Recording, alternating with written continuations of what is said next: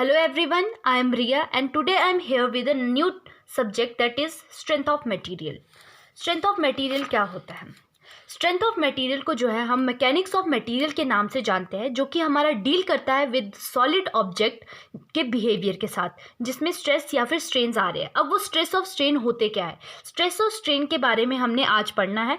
उससे पहले हमें पता होना चाहिए जो स्ट्रेंथ ऑफ मटेरियल है वो होता क्या है।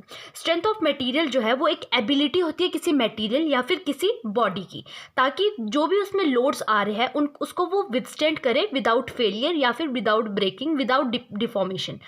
ये होता है हमारे पास स्ट्रेंथ ऑफ मटेरियल। अब स्ट्रेंथ ऑफ मटेरियल से पहले स्ट्रेंथ ऑफ मटेरियल के अंडर जो हमारे स्ट्रेस और स्ट्रेन आते हैं, स्ट्रेस और स्ट्रेन की स्टडी से पहले हमें पता होना चाहिए कि जो लोड्स होते हैं, डिफरेंट टाइप्स ऑफ लोड्स होते हैं जो कि हमारे एक्ट करते हैं किसी बॉडी, किसी मेंबर पे, वो कौन कौन से टाइप्स के होते हैं। बेसिकली जो हमारे लोड होते हैं वो एक तरह की एक्सटर्नल फोर्स होती है जो कि हमारी किसी भी बॉडी में एक्ट करती है। बेसिकली हम क्या करते हैं, जो लोड्स होते हैं उनको 3 टाइप्स में जो है वो डिफ्रेंशिएट करते हैं। फर्स्ट टाइप में आता है हमारा dead load, live load. Live load को जो है हम फ्लक्चुएटिंग लोड भी बोलते हैं और इम्पोज लोड भी बोलते हैं।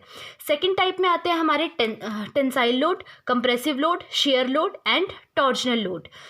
थर्ड टाइप के लोड में आते हैं हमारे पॉइंट लोड, डिस्ट्रीब्यूटेड लोड। और डिस्ट्रीब्यूटेड लोड जो है वो हमारा फर्दर डिवाइड होता है हमारा UDL and UVL. UDL and UVL के बारे में भी हम फर्दर डिटेल में पढ़ेंगे कि ये चीज़ें क्या होती हैं। Then first one is dead load. Dead load क्या होता है, एक तरह का परमानेंट लोड होता है जिसको हम स्टैटिक लोड भी बोलते हैं, जो कि किसी भी बॉडी, किसी भी मेंबर में जो है वो हमारा कॉन्स्टेंटली रहता है, मतलब वो हमारा फ्लक्चुएट नहीं होता है। परमानेंट लोड जो हमारा किसी बॉडी पे होगा, किसी मेंबर पे होगा, उसको हम बोलते हैं डेड लोड। फॉर एग्जांपल हम ले सकते हैं वेट ऑफ बिल्डिंग, या फिर बिल्डिंग के अंदर जो जितने भी कंपोनेंट्स है, उसके एलिमेंट्स है, उनका जो सेल्फ वेट होगा वो उसको हम बोल सकते हैं कि वो एक तरह का डेड लोड है। अब जैसे ये बिल्डिंग है तो इसका जो सेल्फ लोड होगा डाउनवर्ड डायरेक्शन में, उसको हम बोलते हैं dead load. Second one is live load. Live load को जो है हम फ्लक्चुएटिंग लोड भी बोलते हैं या फिर इम्पोज लोड भी बोलते हैं। लाइव लोड क्या होता है, लाइव लोड वो लोड होता है जो कि हमारा चेंज होता रहता है over a period of time. जैसे कि लोगों का चलना, जैसे कि अगर कोई पब्लिक बिल्डिंग है उसमें लोग आ रहे हैं अपना काम कर रहे हैं और वापस जा रहे हैं, मतलब जो वो लोड है वो हमारा परमानेंट नहीं है, वो हमारा फ्लक्चुएट हो रहा है over a period of time.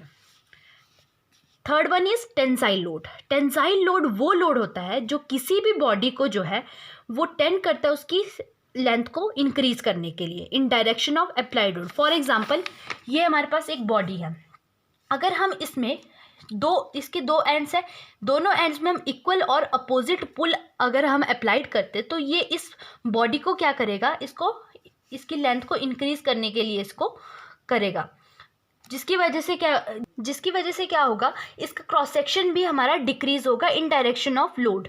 Similarly अगर हम कंप्रेसिव लोड की बात करते हैं, कंप्रेसिव लोड वो लोड होता है जो किसी भी बॉडी या फिर किसी भी मेंबर को जो है उसकी लेंथ को डिक्रीज करता है। फॉर एग्जांपल अगर हमने कोई मेंबर लिया है, अगर हम इसके दोनों एंड्स में जो है वो equal and opposite push applied करते हैं, पुश अगर अप्लाइड करेंगे तो वो क्या करेगा, उस मेंबर को डिक्रीज करेगा, उसकी लेंथ को जो है वो डिक्रीज करेगा। अब जब वो डिक्रीज करेगा तो एरिया ऑफ क्रॉस सेक्शन क्या होगा, बढ़ जाएगा। Third one is sharing load. Sharing load वो लोड होता है वो जो कि 2 सरफेसेस के बीच में लगता है या फिर किसी भी 2 बॉडी के बीच में लगता है। जब एक बॉडी का जो फेस है वो दूसरी बॉडी के फेस को स्लाइड करता है तो उसको बोलेंगे हम sharing load. Bending load.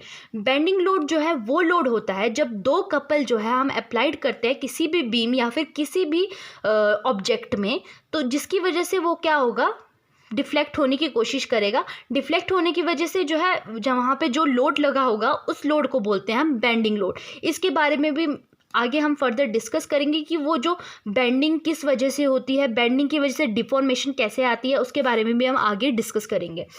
Fifth आते हैं हमारे ट्विस्टिंग लोड। ट्विस्टिंग लोड वो लोड होता है जब हमारी 2 कपल जो है हम अप्लाइड करते हैं अपोजिट एंड में, वो क्या करता है जिसकी वजह से एक जो एंड है वो रोटेट करना चाहेगा दूसरे एंड के रिस्पेक्ट में।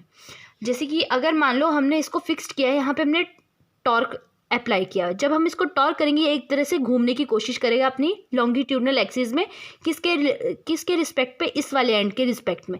तो जो भी लोड यहाँ पे लगेगा उसको बोलेंगे हम ट्विस्टिंग लोड। फिर हम बात करते हैं पॉइंट लोड की।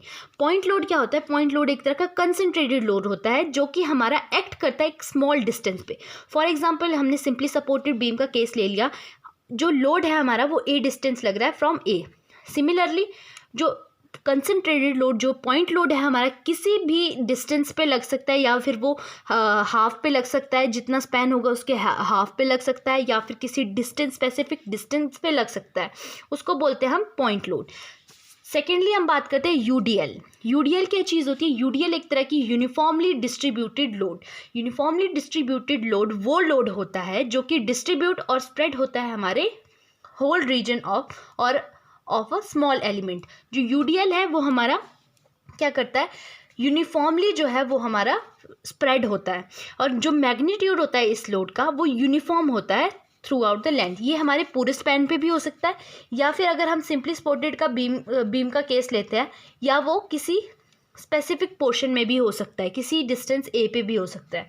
इस तरह के लोड को जो है हम बोलते हैं यूडीएल। इसको हम ऐसे भी रिप्रेजेंट कर सकते हैं, या फिर यूनिफॉर्म इंटेंसिटी का लोड, इसको हम ऐसे भी रिप्रेजेंट कर सकते हैं। And the last one is uniformly varying load. Uniformly varying load वो लोड होता है जो कि हमारा स्प्रेड होता है बीम में, similar as that of the uniformly distributed load. But इस केस में क्या होता है कि ये जो रेट ऑफ लोडिंग, जिसको हमने बोला था मैग्नीट्यूड ऑफ लोड, वो हमारा वेरी करता है हर एक पॉइंट पे। अगर हमारी ये बीम है तो हर एक पॉइंट पे जो है हमारा रेट ऑफ लोडिंग जो है वो वेरी करती है। 0 होता है एक एंड पे, फर्दर वो इंक्रीज होता है uniformly eight other and. Similarly अगर इस एंड पे 0 है तो यूनिफॉर्मली ये इंक्रीज करेगा हमारा अदर।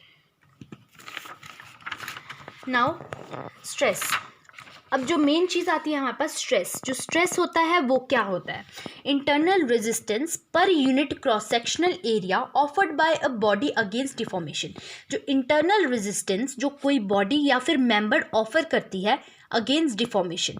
फॉर एग्जांपल अगर 2 इक्वल एंड अपोजिट पुल हमने अप्लाइड किया किसी भी बॉडी पे, ठीक है, तो हमने इसको जो है वो सेक्शन में बांट लिया। फॉर एग्जांपल मैं जो है ये वाला सेक्शन मानती हूँ, इस सेक्शन में जो है मेरी पी फोर्स इस साइड को लग रही है।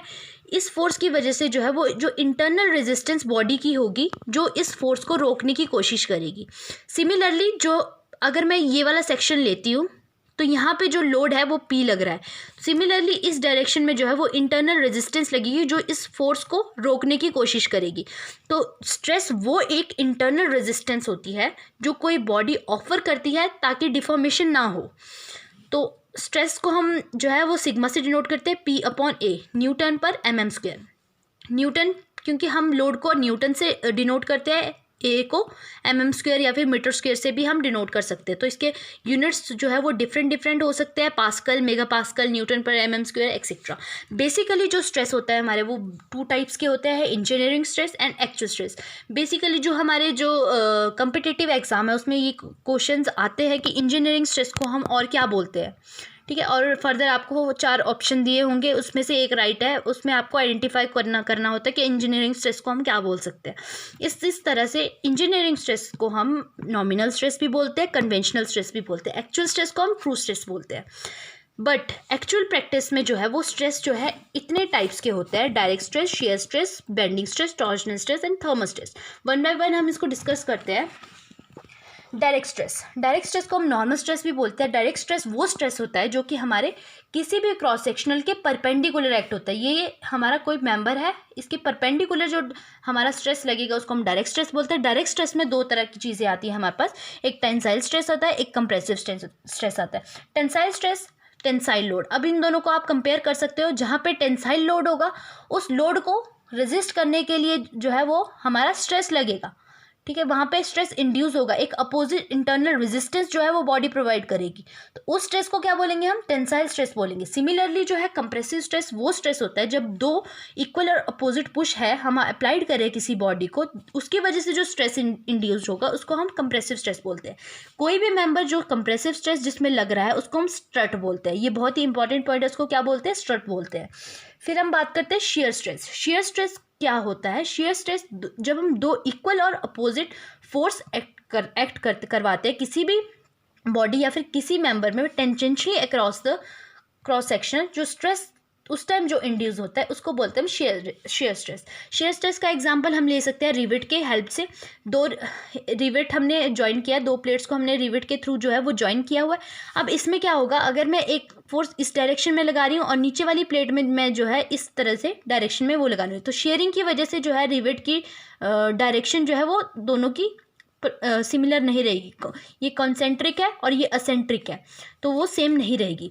तो शेयर स्ट्रेस को हम निकाल सकते हैं, शेयर फोर्स, कितनी फोर्स हमने यहाँ पे एक्ट किया और कितना इसका एरिया है जहाँ से ये स्लाइड होने की कोशिश कर रहा है। बेंडिंग स्ट्रेस, अब मैं बताती हूँ कि जो बेंडिंग स्ट्रेस है वो किस वजह से आते हैं।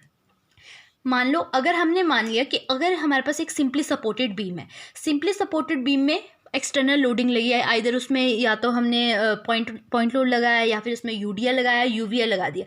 उसकी वजह से क्या होगा, हर एक सेक्शन के उस सिंपली सपोर्टेड बीम के हर एक सेक्शन में जो है वो बेंडिंग मोमेंट और शेयर फोर्स जो है वो इंड्यूस्ड होगा, जिसकी वजह से जो है वो बीम को डिफ्लेक्ट करने की कोशिश करेगा। अब जब हमारी बीम जो है वो डिफ्लेक्ट होगी तो जो बीम मटेरियल जो है बीम के अंदर, बीम जो है हमारी वो डिफरेंट पार्ट से बनी होती है, जैसे कंक्रीट डला होता है, इसमें रेनफोर्समेंट डली होती है, तो जो वो मटेरियल है उसके अंदर वो कुछ रेजिस्टेंस प्रोवाइड करेगा या फिर स्ट्रेस देगा बेंडिंग को, तो जो वो स्ट्रेस होगा उसको बोलेंगे हम बेंडिंग स्ट्रेस। फिर हम बात करते हैं टॉर्जनल स्ट्रेस। टॉर्जनल स्ट्रेस वो स्ट्रेस होता है, ये मेनली हमारे शाफ्ट के केस में देखने को हमको मिलता है, जब दो इक्वल और अपोजिट टॉर्क हम अप्लाइड करते हैं तो जो स्ट्रेसेस इंड्यूस होंगे उसको बोलेंगे हम टॉर्जनल स्ट्रेस। थर्मल स्ट्रेसेस वो स्ट्रेसेस होते हैं जब टेम्परेचर किसी मटेरियल का चेंज होता है तो जो उसके डायमेंशन में ऑल्सो चेंज होंगे। अगर हम किसी मटेरियल को हाई हीट में जो है वो हीट दे रहे हैं तो ठीक है, उसकी जो डायमेंशन होंगे वो फर्दर क्या करेंगे, इंक्रीज होने की कोशिश करेंगे। जैसे बिफोर ये है, अगर मैंने इसके अंदर जो है इसके नीचे जो कैंडल रखती है इसको मैंने फर्दर हीट करने की कोशिश की तो इसका जो डायमेंशन है वो चेंज हो जाएगा। अब हम बात करते हैं स्ट्रेन की। स्ट्रेन क्या होता है, स्ट्रेन जो है बेसिकली एक रेशो होती है change in dimension to the original dimension. ये जो क्वांटिटी होती है हमारे पास, ये हमारे पास डायमेंशन लेस होती है, ठीक है। चेंज इन कितना चेंज हुआ डायमेंशन में और कितना ओरिजिनल था उसका, ठीक है।